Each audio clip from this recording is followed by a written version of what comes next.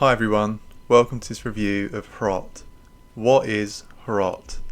Hrot is a modern boomer shooter inspired by Quake with a unique visual style. In this review I'm going to be covering many aspects of the game in as spoiler-free a way as I can manage. In case you don't have time to watch a full review, I will say that despite what I perceive to be quite a long list of problems with this game, I did actually have a lot of fun playing it. It definitely doesn't have the best gameplay, but the visual style and the level design are so strong that it still manages to be a very enjoyable experience. Let's look at things in a bit more depth. Part 1. Visual Style. This seems like a good place to start, as outside of genre preferences, it's likely to be the biggest factor determining whether or not you'll buy the game. Indeed, the graphics are what drew me to the game. There will of course be some people who will be immediately deterred the very instant they see this game in the Steam store. These are the kind of graphics that you either love or you hate. As you can see, Hrot uses low poly models and low resolution textures and a very brown colour palette. Usually the reason that people appreciate a low poly, low res graphical style is for nostalgic reasons. It takes boomers back to the good old days of blocky heads and big head mode.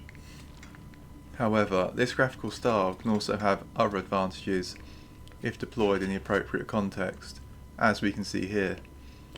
I would argue that the low-res, low-poly representation of the war-torn, grimy and brutalist Slavic environments we see in Hrot really enhances the grim atmosphere of the game and affords opportunities that realistic graphics wouldn't. The use of low poly models means that objects which are supposed to be circular or rounded instead appear jagged, in other words misshapen, in other words deformed. And because of the unfiltered textures, everything looks grainy, in other words messy. Here, this old school graphical style is an ugly intensifier.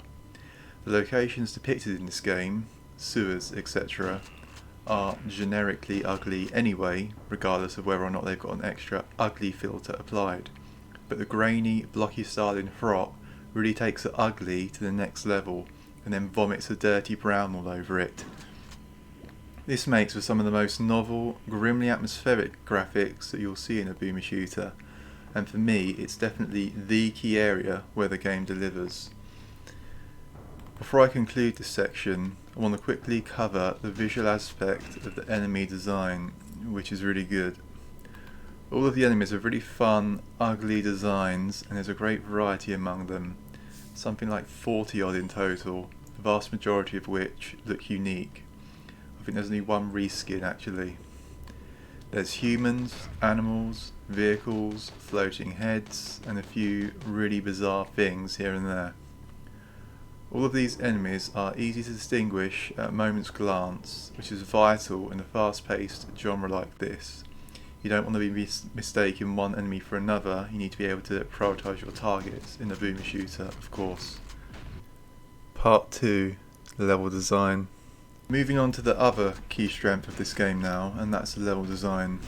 In my time playing Hrot, I found myself pleasantly surprised by how frequently I would end up looping back around to previously explored parts of a level.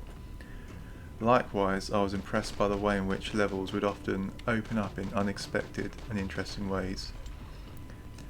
There are also secrets dotted around every level, a common trope of the genre. I didn't manage to find very many of these secrets myself, even between two full playthroughs. They are really well hidden. I'll conclude this section by reiterating something I touched upon in the previous section, and that's the amount of variety between the different settings of each level. The sewers, streets, castles, hospitals and so on all feel distinct, and none of the levels felt to me as if they were too repetitive or dragged out for the purpose of padding the game. Part 3. Core Mechanics. Now let's talk about the weapons and the shooting mechanics. So this is where the game compares unfavourably to other modern boomer shooters. Compared to the likes of Dusk and Proteus, the weapon selection in Hrot is really poor. There aren't many to choose from, which seems like a big failure in a game genre which is so heavily centred on the usage of weapons. There are two main things you do in Hrot really, and that's navigate the levels and shoot the enemies. I was really hoping for a cool dual wielding option like we get in Proteus with the dual assault rifles, or Dusk with the dual shotguns, but all we get in Hrot is a bog standard dual measly pistols. Not very exciting. Something I really dislike about the shooting in this game is how ineffectual and measly some of the weapons feel to shoot. A lot of this is to do with the shoddy SFX design in this game. I'm going to play you 3 clips now, one from Hrot, one from Proteus and one from Dusk, each showcasing the respective game's version of the machine gun. Pay attention to all aspects of each clip, but particularly focus on the sound of the weapons.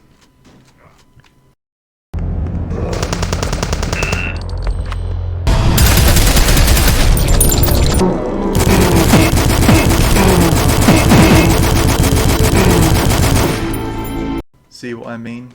The machine gun in Hrot sounds awful, as do the pistols, and the shotgun isn't even that great either. This is obviously really bad in a game genre that places such heavy emphasis on the feel of the weapons. The weapons in Dusk and Proteus feel hefty and satisfying, whereas a large chunk of the few weapons in Hrot feel plain shoddy. I will say that the grenade launcher feels great though. One positive about the weapon design is that ammo is meagerly distributed, in other words well distributed in my opinion, throughout each level. I had to keep switching between weapons to manage my ammo. This is a limitation that I enjoy as it makes the gameplay a little bit more interesting. I personally consider it bad boomer shooter's design if a first time player can comfortably progress through the game using only 1 or 2 weapons. It suggests that the weapons are balanced poorly for a start, and it's just boring if you end up sticking to one weapon since gunplay is such a prominent aspect of the genre. A good boomer shooter should force you to utilise a broad range of its available weapons, and I'm happy to say that Hrot does get this right. Part 4. Secondary Mechanics.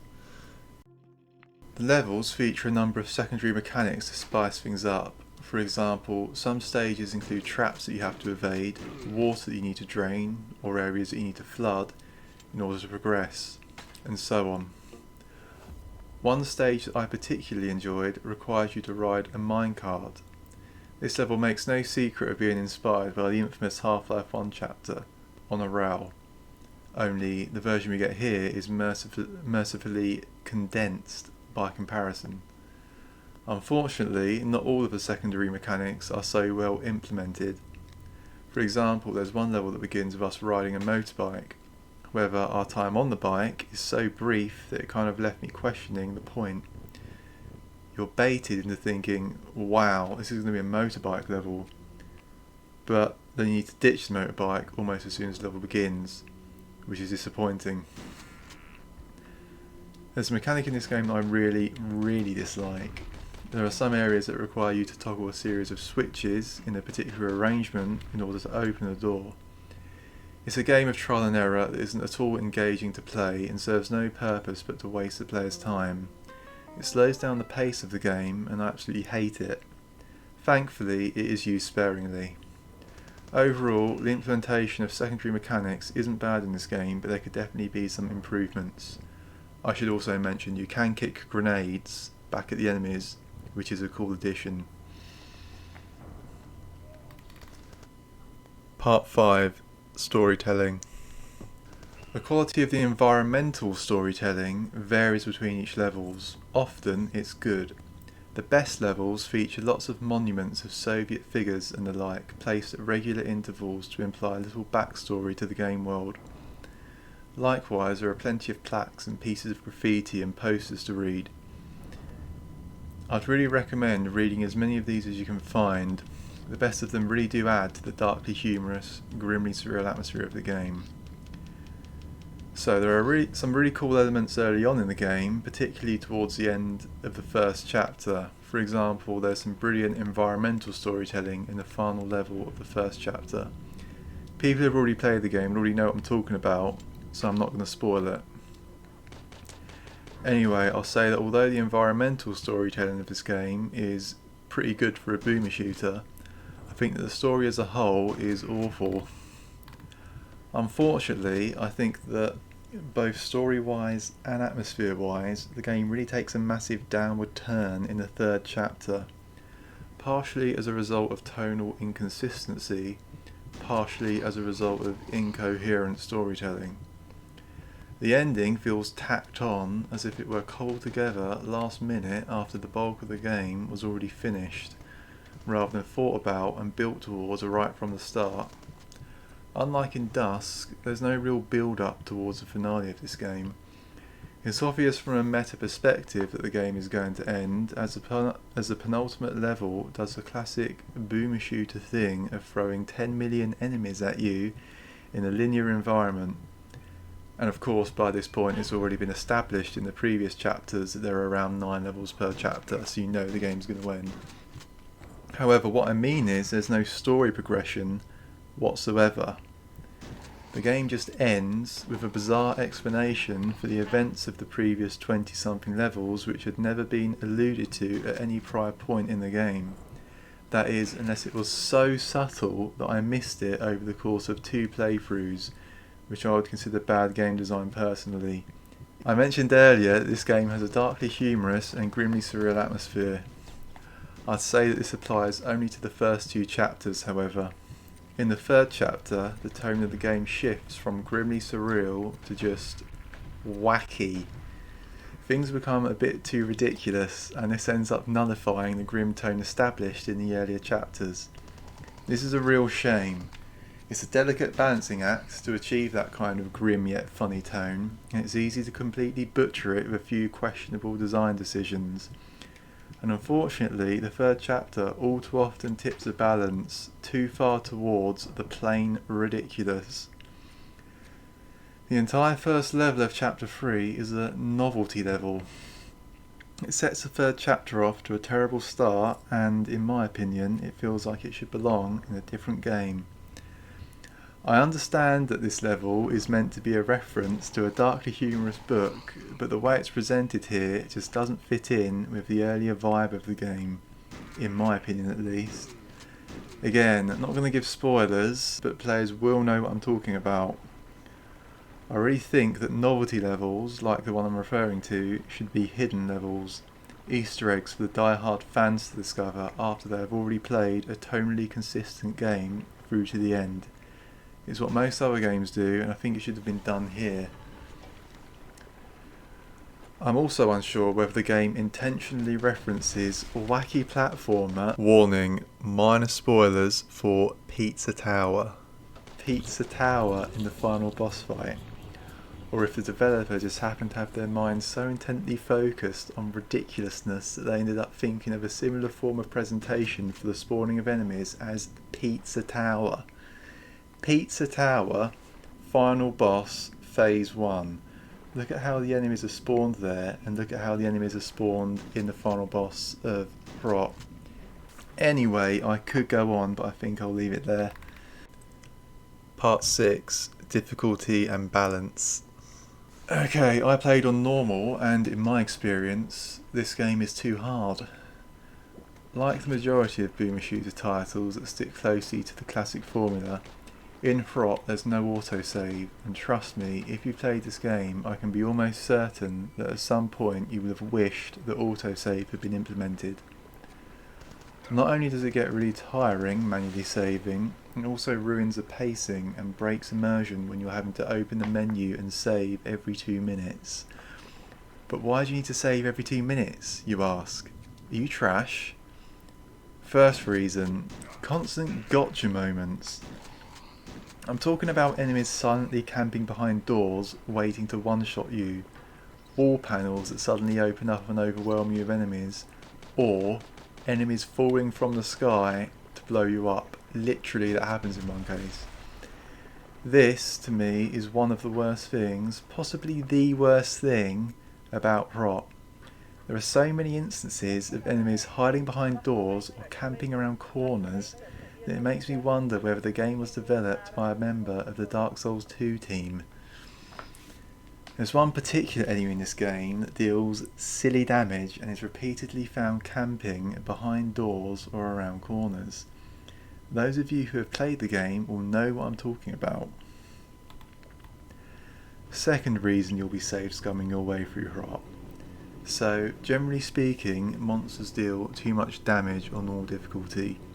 Attacks can be difficult to dodge, as most enemies fire lightning fast projectiles with pretty good accuracy. Even the bog standard common enemies can be quite a big nuisance. You need to always be moving in this game, which to be fair is fairly typical of the genre, but it's just a lot easier to get hit. In many games like this, Dusk for example, projectiles are, more often than not, well telegraphed and easy to dodge if they deal heavy damage. Enemies that are particularly obnoxious are the mascots of the game, the lanky hazmat men. They deal quite a lot of damage for a common enemy and can take a surprising amount of punishment. And what bothers me most about these enemies is their poor SFX design. Their damaged sound is louder than, and overlaps with, their death gurgle, meaning that you can't hear their death gurgle. Couple this with the fact that sometimes when you shoot them, they're still alive but they get knocked down. It's easy to think that they're dead when really they're just laying down. In my first playthrough I died quite a lot as a result of this cheap trick. I didn't realise that the enemy I just shot was actually still alive. They were just knocked down because they make a sound that, you know, you think they're dead but they're not. Another issue relating to SFX is the spawning sound for enemies in big gunfights. It's not too common an occurrence, but there are some cases of enemies silently spawning behind you during a big gunfight. By the time you notice there are a group of enemies behind you, you'll already be dead. Anyway, the last complaint I have about the difficulty is that, despite how annoying the standard enemies can be in this game, boss fights are way too easy. Usually, I'd expect a challenge from a boss, but most of the bosses here are pushovers. Part 7. Soundtrack. I've talked a lot about the SFX being badly implemented in this game, but what about the soundtrack, the music? I think the music in this game is really great. It does a good job of building a forlorn, oppressive atmosphere. Personally, I think the music in this game is outright better than the music in other boomer shooters I've played.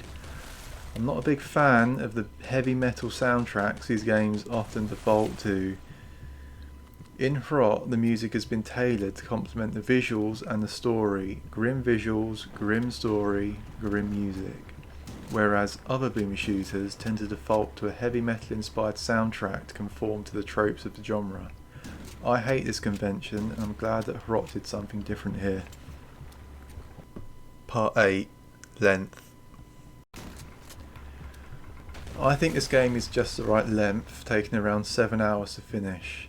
It doesn't overstay its welcome, which is important for a boomer shooter, as it's a very simplistic genre that doesn't really have the diversity of mechanics to hold your attention, or my attention, for longer than a few hours. That said, the ending feels abrupt as there's no build-up. In terms of replayability, for those who are interested, there are plenty of achievements to earn and secrets to find. There are also a few hidden levels. I found only one of these and thought it was pretty well hidden. Conclusion. In spite of my massive list of criticisms, I actually really enjoyed this game. It's better than the sum of its parts, I think. Like all indie games, it does have its weaknesses, but all in all offers an experience that feels fairly unique despite belonging in an oversaturated genre, which is quite a big achievement by the developer, really. Anyway guys, thanks for watching. If you've played this game already, let me know what you think. I'd be interested to hear.